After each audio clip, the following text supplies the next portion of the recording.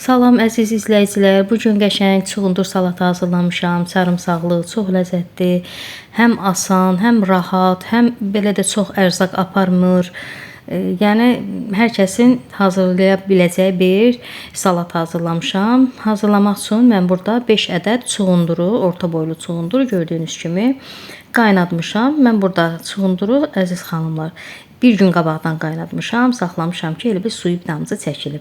Yəni burada soyanı da sonra göstərəcəm. Hətta süd gəzdən keçirdəndən də sonra özünüz görəcəksiniz ki, çuğunduru soyandan sonra, süd gəzdən keçirdəndən sonra suyu çıxmır. Yəni salatımız çox sulanmır. Baxın bu qaydada.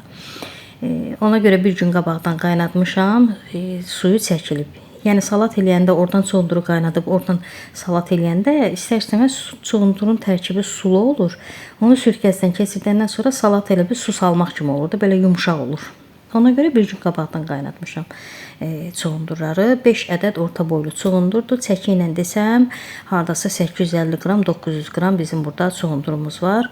Mən bunu süd gəzdən keçirdirəm. Gördüyünüz kimi süd gəzin iri gözü yox. Xırda gözündən keçirdirəm. Yəni xırda gözündən keçsə daha yaxşıdır da.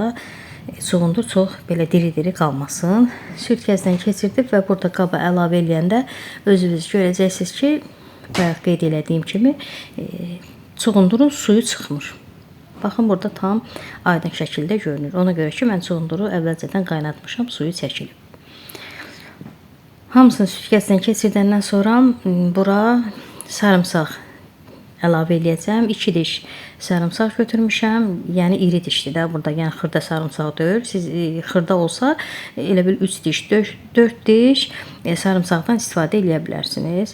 Bizdə burada sarımsaqlar böyük olduğuna görə mən 2 diş istifadə elədim. Bunu da süd gəzən xırda gözündən keçirdib əlavə elədim. Çuğundurun üzərinə sonra 250 qram burada qoz ləpəsi var. Qoz ləpəsini də blenderdən keçirdirəm. Biraz çox keçirdirəm mən. Lap xırdalayıram da, xırda olur. İndi siz istəsəniz diri-diri qoz ləpəsi içərisində hiss olunsun deyə blenderdən az keçirdə bilərsiniz. Amma əvvəldən mən elə belə görmüşəm, belə də eləyirəm. Yəni çox keçirdirəm blenderdən ki, belə çox diri-diri qalmasın. Daha sonra 350 qram burada mayonez əlavə eləyirəm. Qarışımın içərisinə mayonezi də burada qeyd edeyim ki, əziz xanımlar, özüm hazırlamışam. Yəni mağazindən alınma mayonez deyil. Səhifəmdə də paylaşmışam mayonezin hazırlama qaydasını həm südlə, həm də yumurta ilə keçid eləyib baxa bilərsiniz. Duzunu da, istiotunu da əlavə eləyib qarışdırıram və salatımız hazır olur. Görürsünüz necə rahat, tez, asan başa gələn bir salatdır. Amma burada adam fikirləşir sarımsaq görəsən necə dad verər. Çox mükəmməl dadı var. Yəni çox ləzzətlidir, qəribə bir dadı var. Elə bil adam bu salatı yeyəndə doymur. O cür belə dadlı salatdır. İnşallah bəyəndiniz. Siz də hazırlayarsınız. Hazırlasanız əminəm ki, çox bəyənəcəksiniz. İzlədiyiniz üçün təşəkkür edirəm. Sağ olun.